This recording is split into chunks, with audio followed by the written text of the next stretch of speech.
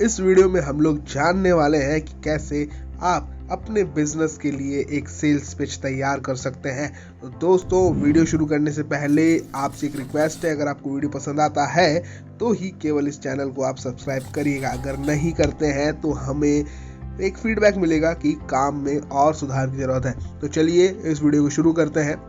देखिए दोस्तों, बिजनेस किसी भी तरह का हो, उसे सेल करने के लिए एक बेस्ट सेल्स पिच होना बहुत जरूरी होता है।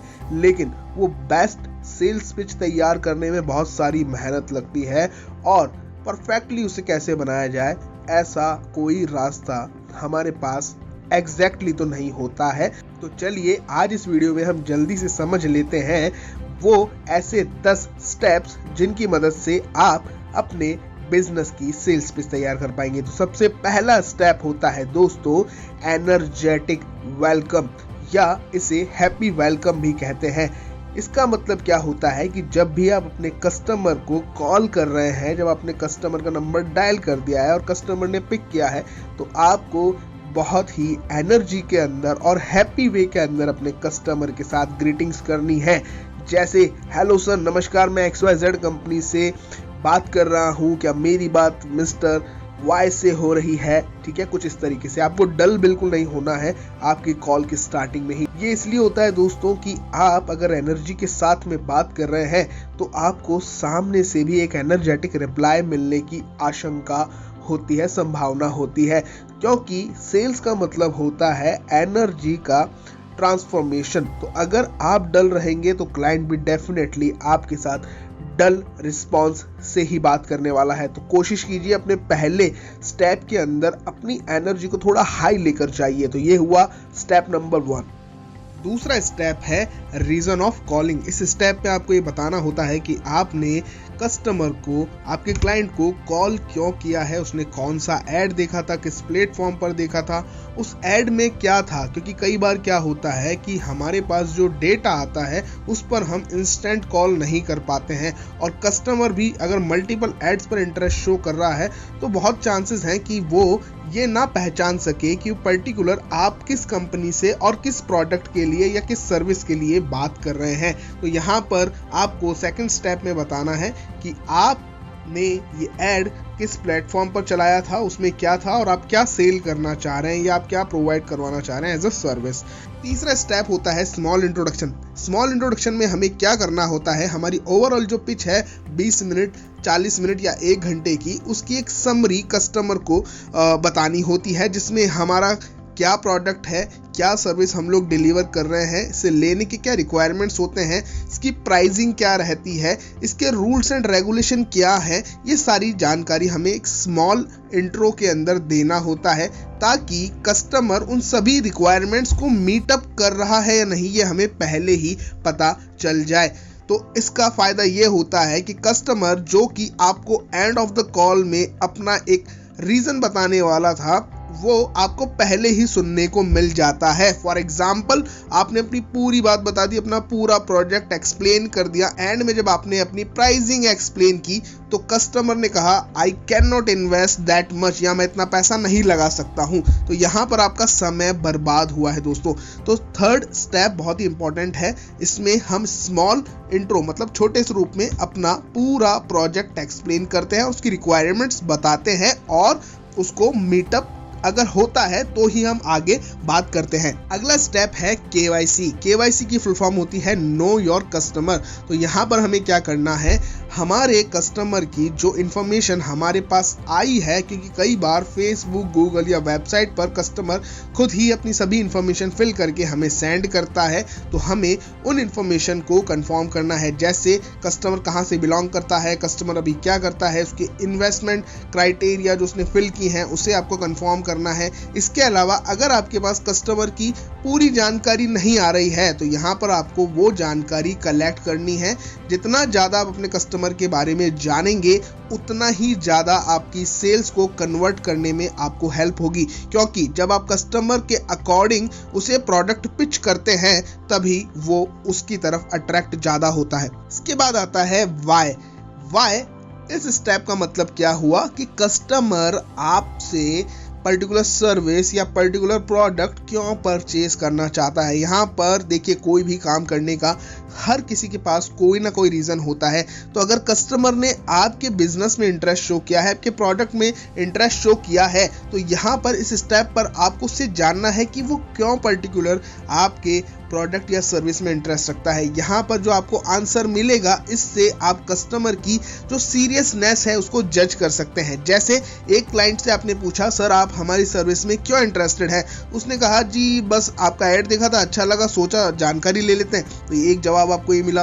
दूसरे कस्टमर ने कहा कि मैं अभी पर्टिकुलर मैंने ये स्टडी कंप्लीट की है और ये जो बिजनेस आप लोग प्रोवाइड करवा रहे हैं, जो सर्विस आप लोग प्रोवाइड करवा रहे हैं, वो मेरे लिए काफ़ी ज़्यादा इंपॉर्टेंट है। अगर मैं आपकी सर्विस ले लेता हूँ तो मेरी लाइफ में ये चेंजेस हो जाएंगे, मैं ग्रो कर जाऊँगा। मतलब यहाँ पर आपको कस्टमर की सीरियसनेस जज करने में काफ़ी ज़्यादा हेल्प होगी और उसके अकॉर्डिंग ही फिर आप अपनी कॉल को कंटिन्यू करेंगे दोस्तों। इसके बाद आता है दोस्तों लेवल एंड इन्वेस्टमेंट। यहाँ पर आपको अपने कस्टमर को पर्टिकुलर वो किस प्रोडक्ट में डील करना चाहता है, टाइप्स ऑफ लेवल, लाइक अगर मैं यहाँ पर एक एग्जांपल लेता हूँ बिजनेस का, तो बिजनेस में ज्वाइन करने के लिए अगर आपके पास अलग अलग इन्वेस्टमेंट अपॉर्चुनिटीज़ हैं, अलग अलग वर्किंग मॉडल्स हैं, तो वो आप यहाँ पर एक्सप्लेन कर सकते हैं। और कस्टमर किस लेवल पर जाकर काम करने में इंटरेस्टेड है, ये आप उससे पूछ सकते हैं। लेकिन यहाँ पर हो सकता है कि आपको उसके एक सवाल को फेस करना पड़े, जो कि है कंपैरिजन। मतलब आप जो भी प्रोडक्ट्स या सर्विसेज या बिजनेस की बात कर रहे हैं, मॉडल्स की बात कर रहे हैं, उसके अंदर आपको डिफरेंस भी उसे बताना पड़ सकता है। तो ये भी आप ध्यान में रखिएगा। इसके बाद आता है दोस्तों फुल इंफॉर्मेशन। फुल इंफॉर्मेशन का मतलब क्या हुआ, क्लाइंट ने जिस भी लेवल या जिस भी प्रोडक्ट या जिस भी सर्विस के लिए यहाँ पर आपको कंफर्मेशन दिया है, उसके बारे में आपको पूरी ब्रीफ इंफॉर्मेशन अब प्रोवाइड करवानी है। जैसे आप इस सर्विस या प्रोडक्ट या बिजनेस मॉडल को लेने पर उसे क्या क्या बेनिफिट्स प्रोवाइड करवाएंगे, उसे क्या क्या डॉक्यूमेंटेशन देने होंगे, उसे किस तरह से कस्टमर को ढूंढना होगा, किस तरह से उसका प्रॉफिट मार्जिन होगा, किस तरह से उसका सॉफ्टवेयर वर्किंग होगा, किस तरह से उसको ट्रेनिंग्स दी जाएंगी। फुल इंफॉर्मेशन का मतलब क्या हुआ दोस्तों, जितनी भी जानकारी यहाँ पर आपके पास अवेलेबल है वो आपको इस स्टेप पर कस्टमर को बतानी होगी। इसके बाद आता है इनकम स्टोरी। देखिए, ये सेल्स पिच आप क्रिएट कर रहे हैं, तो यहाँ पर सामने वाले की इनकम कैसे होगी वो भी आपको एक्सप्लेन करना होगा। इनकम स्टोरी में अगर हम बात करें, एक एग्जाम्पल लें, पर्टिकुलर एक्स प्रोडक्ट उसे कितने का कंपनी से मिलने वाला है, वो मार्केट में उसे कितने में सेल कर पाएगा, किस मार्जिन पर सेल कर पाएगा, मार्केट में वो क्यों सेल होगा, कितनी क्वांटिटी या कितनी सर्विसेज वो दे सकता है, उससे ओवरऑल उसको कितनी इनकम हो सकती है, इसका मार्केट कैप कितना बड़ा है, महीने का, साल का, 5 साल का, उसका एक जो टारगेटिंग है वो क्या रहने वाला है और उसे किस तरह से मार्केटिंग करनी है, ये सारी इंफॉर्मेशन आपको इनकम स्टोरी में बतानी है। याद रहे दोस्तों, इनकम स्टोरी आपकी अट्रैक्टिव होनी चाहिए, क्लियर होनी चाहिए और रियलिस्टिक होनी चाहिए। अगर आप हवा में बात करेंगे तो डेफिनेटली कस्टमर बहुत समझदार है, वो आपको समझ जाएगा, भाप जाएगा कि आप उसे बेवकूफ़ बनाने की कोशिश कर रहे हैं। तो दोस्तों, इनकम स्टोरी को आप सिंपल रखिए लेकिन अचीवेबल रखिए और उसे पूरा उसका रोड मैप दीजिए कि कैसे वो उसे अचीव कर पाएगा। अब 9th पॉइंट जो हमारा है वो है क्लोजिंग ऑफर। तो क्लोजिंग ऑफर में पर्टिकुलर आप क्लाइंट को उस सर्विस, प्रोडक्ट या फिर बिजनेस के लिए एक ऑफर प्रोवाइड करवा रहे हैं जो कि स्पेशली उनके लिए है, जो कि एक पर्टिकुलर डेट, टाइम पीरियड के लिए बाउंड है, जिसमें कस्टमर को एक्शन लेना होगा। देखिए, हमारी मानसिकता क्या है इंडिया की, बेसिकली हम लोग बात करें तो हम लोग अपना जो इलेक्ट्रिसिटी का बिल भी होता है ना, वो बिल्कुल एंड डेट पर ही फिल करते हैं। तो यहाँ पर अगर आप कस्टमर को एक एंड डेट नहीं दे रहे हो, उससे पर्टिकुलर पिन पॉइंट, तो बहुत ज़्यादा चांसेस हैं कि वो आपके इस सर्विस, बिजनेस या बिजनेस मॉडल को ज़्यादा सीरियसली नहीं लेने वाला है। तो यहाँ पर आपको एक डेट मेंशन करनी है और उस डेट तक लगातार आपको कस्टमर के कांटेक्ट में बने रहना है, उसे लगातार व्हाट्सएप, ईमेल और जो भी साधन आपके पास मौजूद हैं उससे टच करते रहना है और उसे बताना है कि सर ये जो ऑफर है इस पर्टिकुलर डेट के लिए है, अगर आप लेट करेंगे तो आप एक बहुत अच्छी अपॉर्चुनिटी को लूज कर देंगे। दोस्तों, इसके बाद आता है हमारा लास्ट स्टेप जो है ज्वाइनिंग प्रोसेस या फिर कहें नेक्स्ट फॉलो अप डेट। यहाँ पर देखिए, कई बार ऐसा होता है सेल्स में कि क्लाइंट आपकी पहली कॉल पर ही कन्वेंस हो जाता है, और कई बार ऐसा होता है कि आपकी बात महीने महीने चलती रहती है और तब जाकर कहीं कस्टमर आपको यस करता है।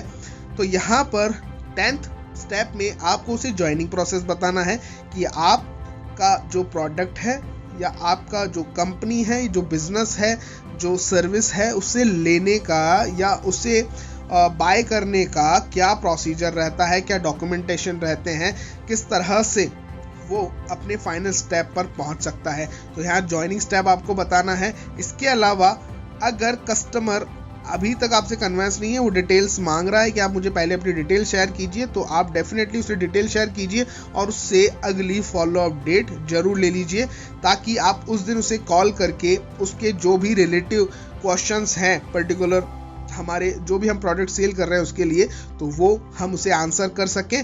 और फिर इसी तरह से आपके नेक्स्ट फॉलो अप हो सकता है और भी हो, देन फाइनल सेल आपकी कंप्लीट हो जाएगी। तो दोस्तों कुछ इस तरह से 10 स्टेप हैं, बहुत ही आसान स्टेप हैं। और यहाँ पर आप देखिए, मैं एक इमेज भी आपके सामने शो कर रहा हूँ कि मैंने ही डिज़ाइन किया है मेरे सेल्स एक्सपर्टीज़ के हिसाब से। अभी तक मैंने जो भी सेल्स के अंदर काम किया है उस एक्सपर्टीज़ के हिसाब से मैंने ये डिज़ाइन किया है। मैंने अपनी टीम के साथ भी इसे शेयर किया है, उन्हें काफ़ी पसंद आता है।